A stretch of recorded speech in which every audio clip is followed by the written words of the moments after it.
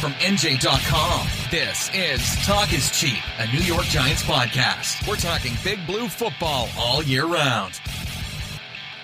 Welcome on in, Giants fans, to the Talk is Cheap podcast. I'm Ryan Dunleavy, and I'm joined by colleague Steve Politi for the Teardown episode. My regular co-host, Matt Lombardo, has lost his voice. Lost his voice, screaming about what the Giants are doing, I'm sure. He is somewhere in an empty room, just shattering things with his broken vocal cords, I'm guessing. Yeah, that's there's a lot to scream. There's a lot to scream about. Like, why didn't you do this 7 months? Oh, it's crazy. I mean, we're burning this. It is an incredible. What they're doing now is an incredible admission that they screwed up. They're not throwing in the towel, Steve. Oh, Sherman told us yesterday. They're not throwing in the towel, Dunleavy. They're selling the towel. If you can give them a 7th round draft pick for the towel, they will gladly take that for the towel at this point. Oh, my God. Pat Shurmur told us yesterday, we are not throwing in the towel. Right. That's what press conferences are worth. And here's the thing, and I get, we'll talk all about the moves and what's coming next, and I get that, but if you're a Giants fan, and you're sitting there like, well, hey, look, we gave it a shot, no big deal. I think that's wrong. I think this team has set itself back at least a year in the rebuild, maybe 2, because, I mean, it's like when you have a rotting house and then the studs are breaking apart and you slap drywall on that. well, now you've got to rip the drywall off, right? You've made all these deals with the intention of getting good now that are completely or win now deals for a team that is now pulling off pieces. It's incredible. I think just a miscalculation by Dave Gettleman here. You lost me on drywall. I'm the guy who hired somebody to reinstall his smoke detectors. I've had some bad dealings with contractors. Let's just put it that way. So I think our colleague Keith Sargent is the drywall guy. I'm not a drywall guy. But yes, agree with you. If this is an analogy about Nate Solder being drywall instead of the studs to hang it up with, yes, you signed him to a $62 million contract. You signed Patrick Omame to a 3-year contract. You traded asset for Ogletree. I can live with trading an asset for Ogletree. It was a 4th and 6th round draft picks, and they desperately needed a linebacker. They desperately needed leadership. The Ogletree thing is the one thing I could say I would have probably done even in a build for the future mode. But Omame, Solder, not picking a quarterback instead of Saquon Barkley, who is phenomenal. I feel like I need to say he's phenomenal every time I say they shouldn't have picked him. But if you didn't like the quarterbacks, not trading down to collect assets, not doing things that teams, that do when you're in the position like they are, when you have all these needs on the roster, and it became pretty evident early on to me that, all right, well, this team wasn't going to be. I mean, after training camp, when all of a sudden you're signing the rejects from other teams, you're cutting guys, you kind of knew early on that even they saw the miscalculation there, I believe. Yeah, that's a great point. You make a great point. It was, I think that alarm bells went off in my head.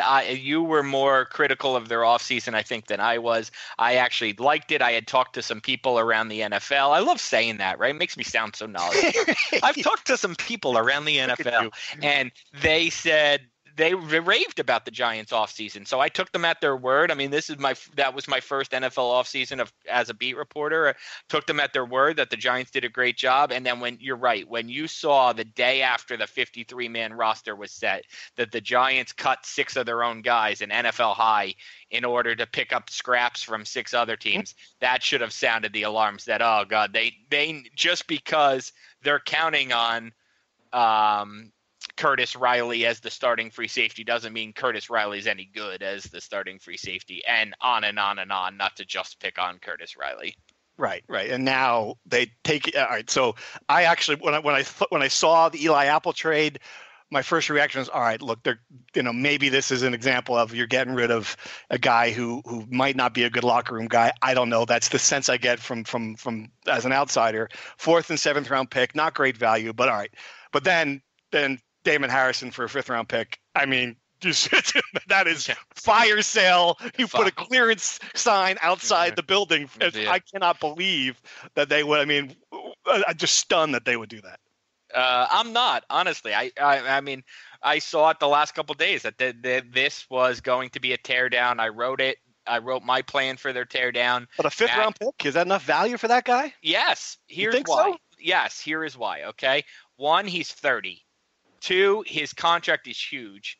And 3, and this is the underreported thing about Snacks Harrison, and even myself, I didn't realize it till 4 weeks ago, and I've written it pretty much every day since.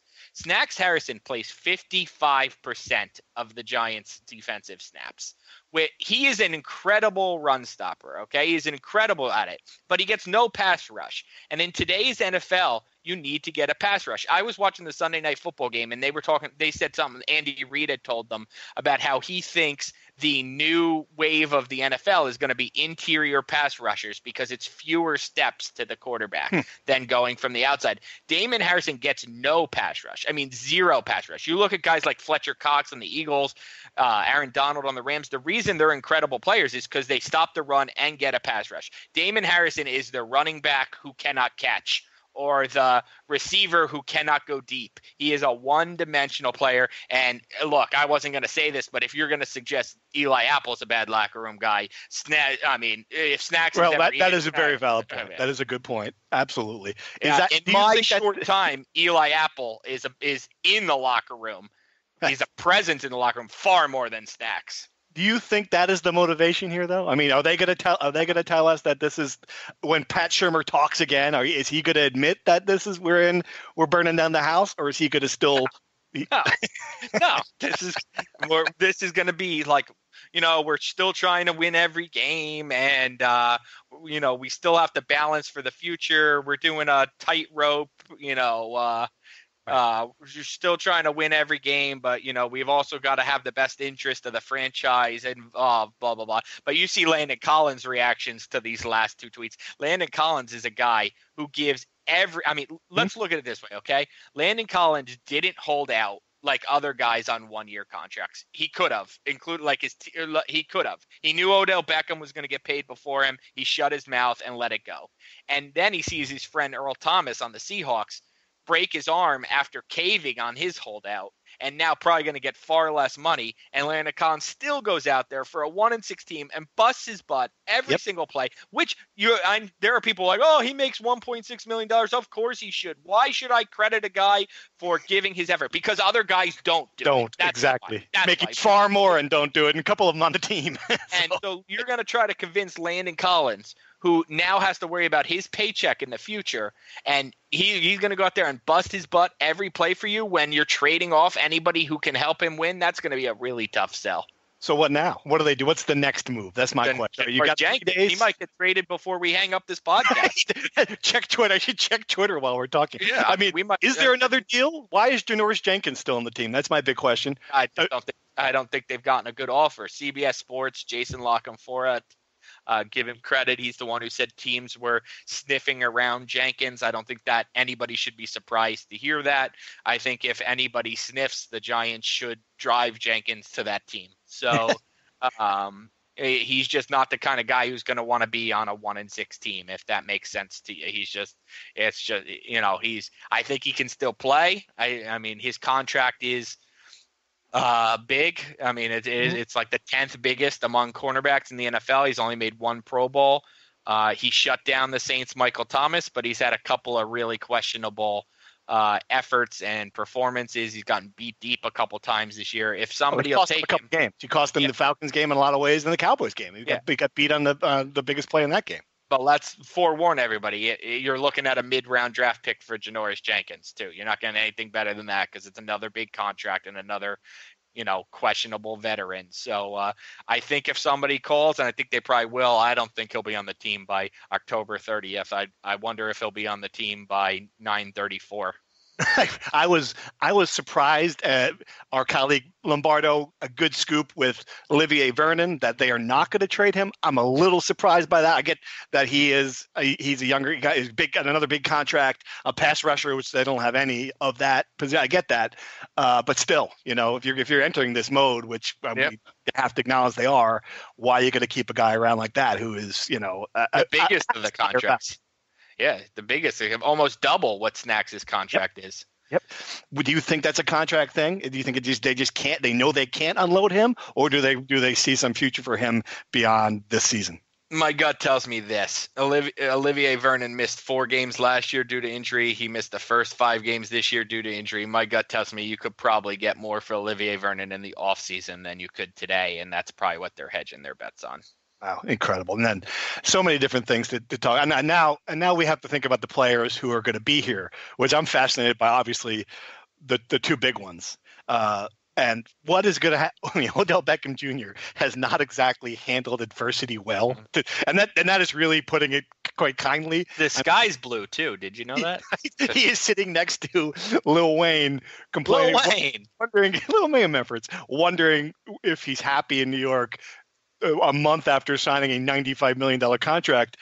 I mean, what is this guy going to do? This is going to be, we're heading toward, I mean, last year, at least he was gone for the 11 games. Yeah. I mean, this is going to be a situation where we're going to be monitoring him, every week.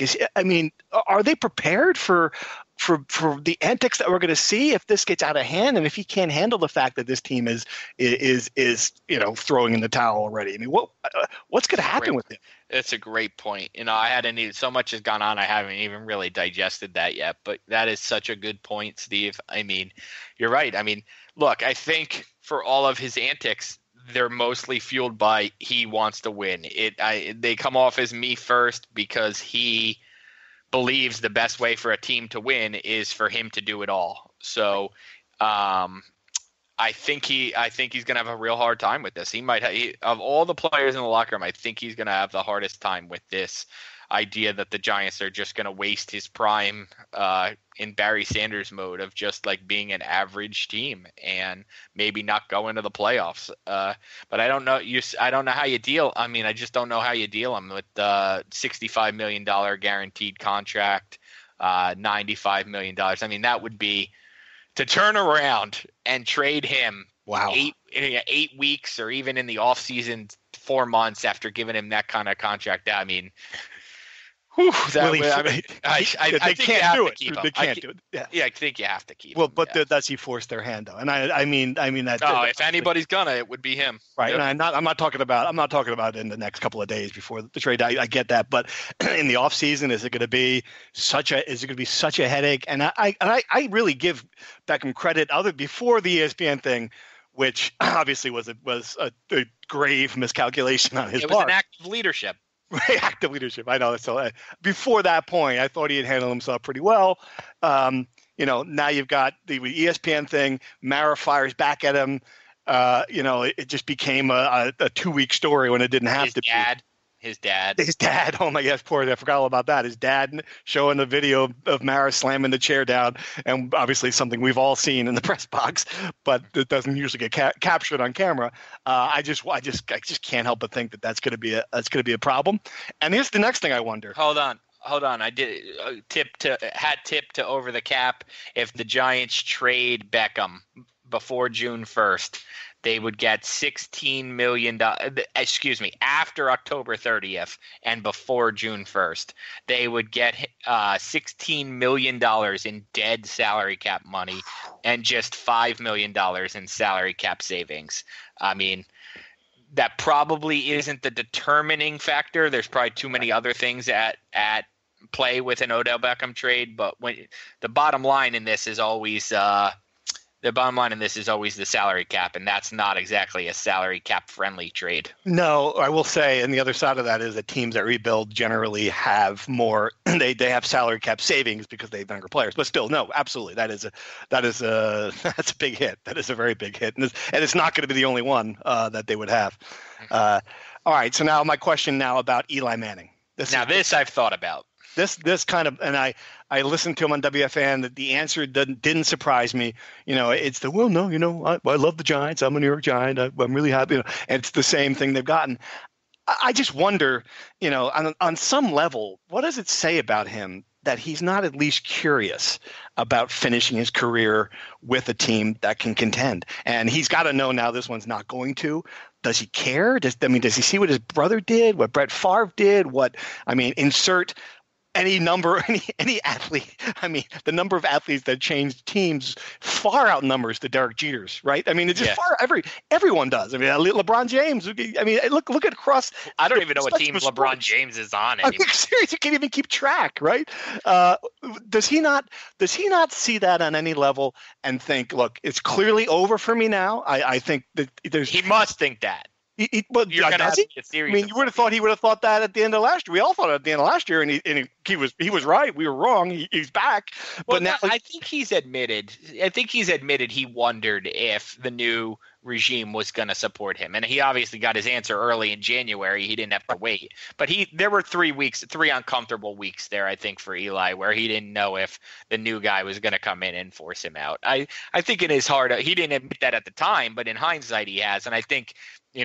6 months from now, we'll hear that he knew that, he saw the writing on the wall. Okay, so if he wants to play, the writing's in spray paint on the wall. I mean, it's in big bold letters. If he wants to play beyond this year, it's not going to be here. So why wouldn't he embrace the move now? I mean, I guess that's where I'm coming from. He seems so. He says no trade. He seems that he's not going to do it. I just wonder why.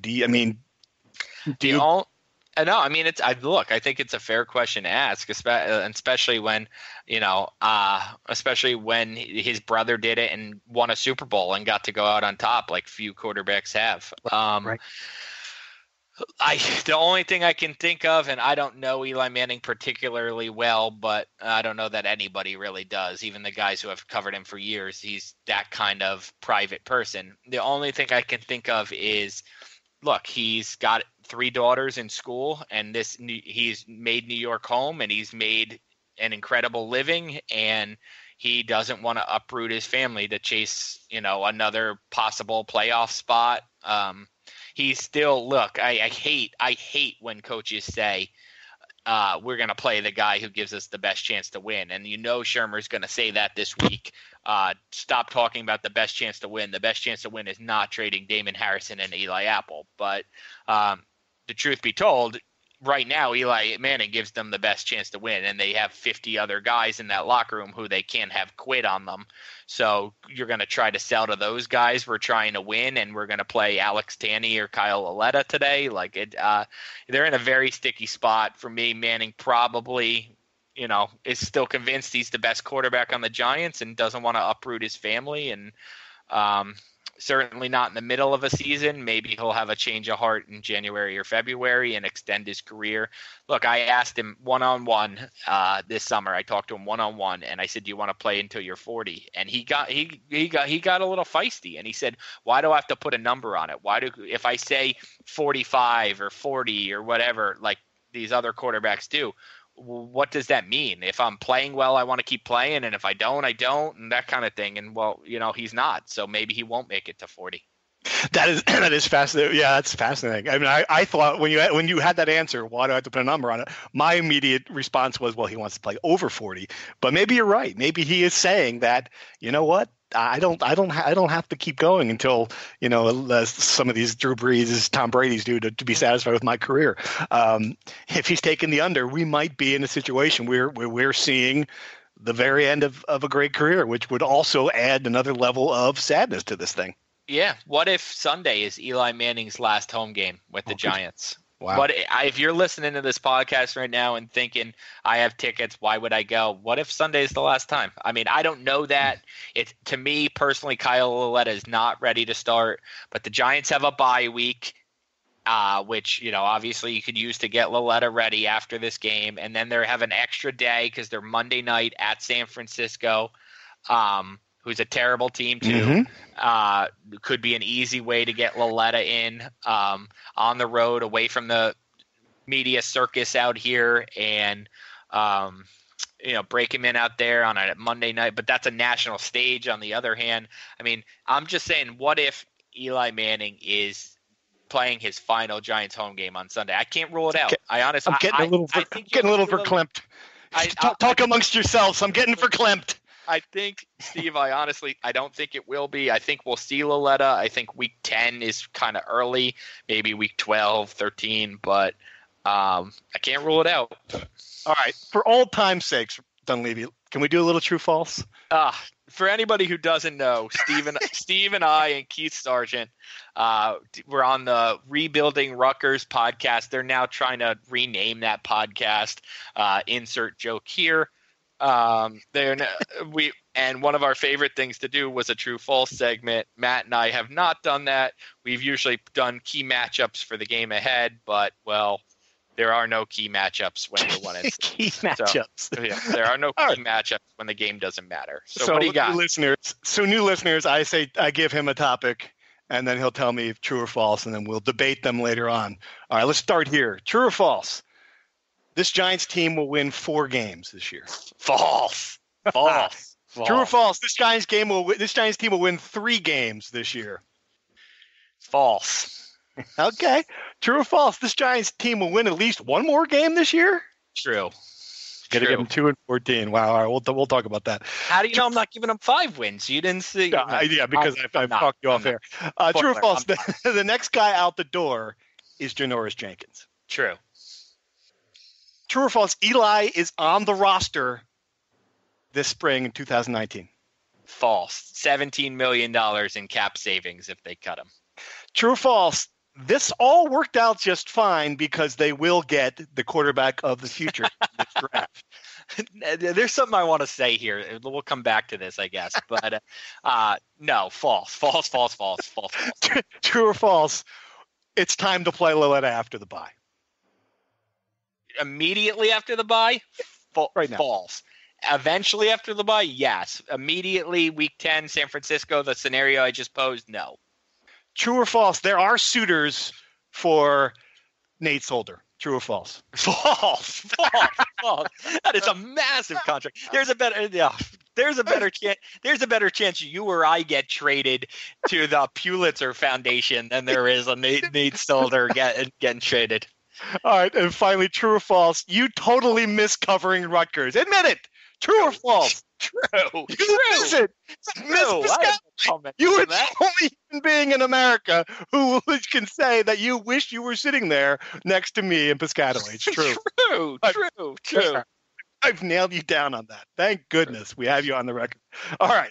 So the first 3 questions on this, you disagreed with the column I wrote this morning, which was that the Giants, and this was before, give me a little bit. This was before they sold Snacks for a 5th-round pick, that the Giants are still not the worst team in the NFL when you look at the trash around the league. I mean, the Raiders have already sold off their good players. The Bills are hilariously bad. The Cardinals have exactly, I looked it up, they've scored 92 points in 7 games, which is exactly half the number of points they've given up.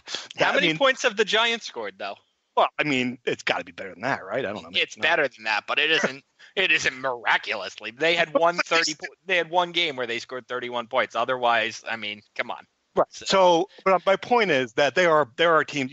So you disagree. You think that the Giants are just as bad as some of the trash that you see in other cities. And I'm not saying they're a lot, but I think when you've got Saquon Barkley, Odell Beckham, and Sterling Shepard, you're going to luck into a couple wins. They only play one more team with a winning record right now, and that's the Redskins, who are not exactly the Rams or the Patriots. Let's put it this way: do I think they're just as bad? I think they're more talented than those teams. You just named some of the guys. I think they're more talented. Even after trading Snacks and Apple, I still think they're more talented than those other teams. I just think they're going to lose just as many games as those teams.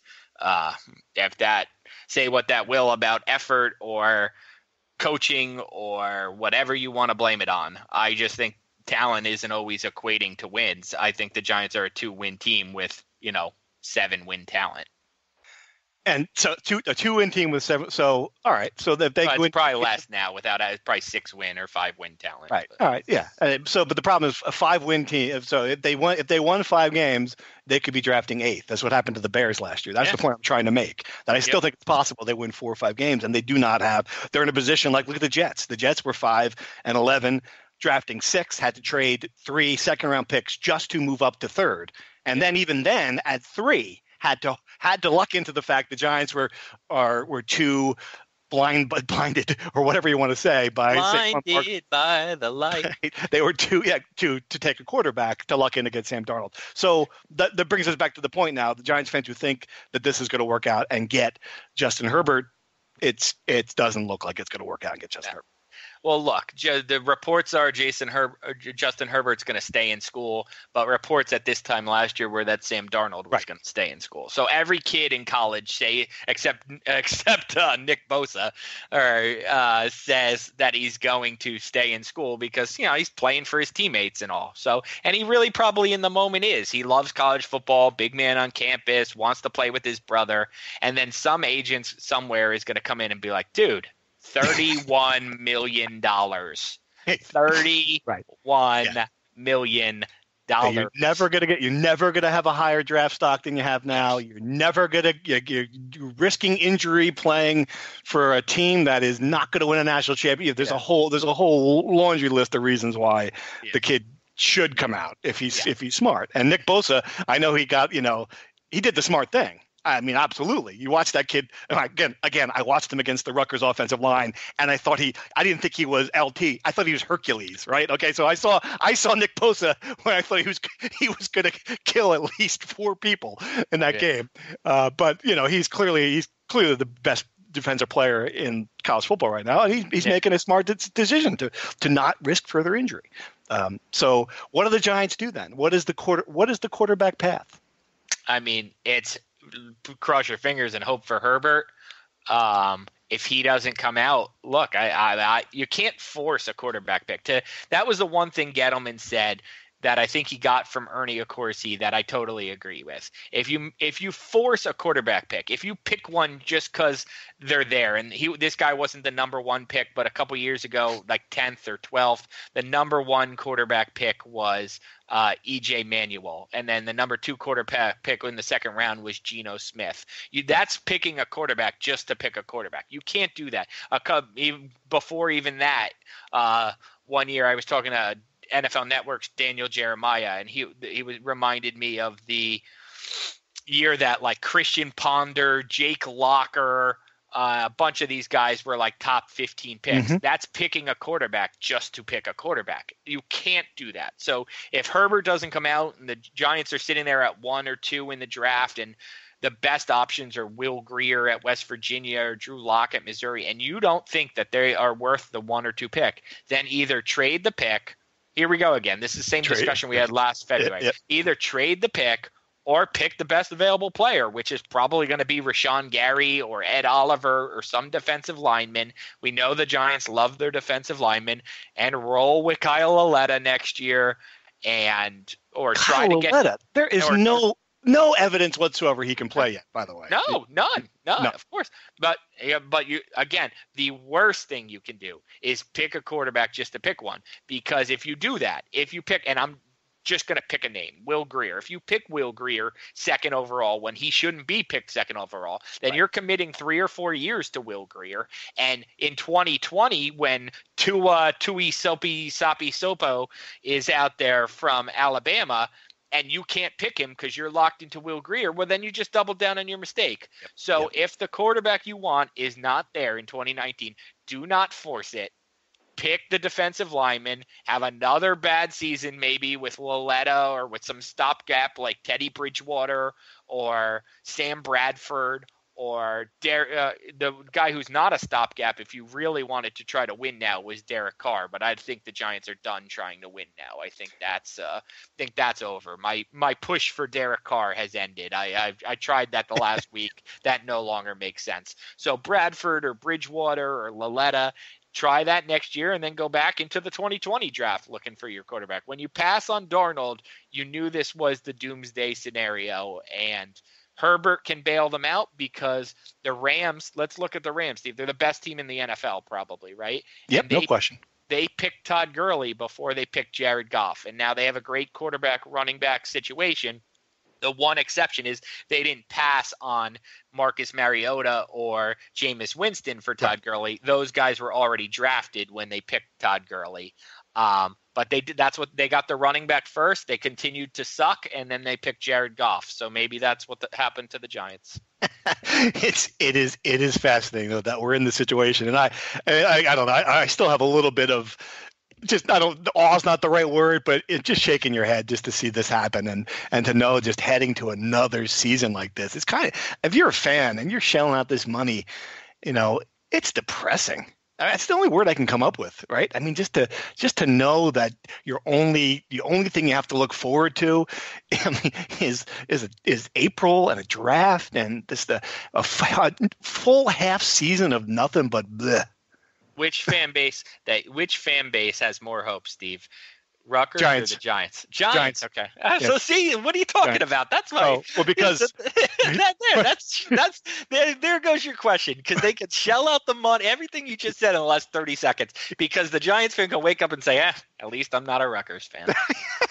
The Giants have a draft. Rutgers has a recruiting class, and it's not going well with the recruiting class. Not to bore the Giants fans on it, but yes, if you're a Rutgers alum who's also a Giants fan, oh, poor guy. I mean, really, that's across the bear right now.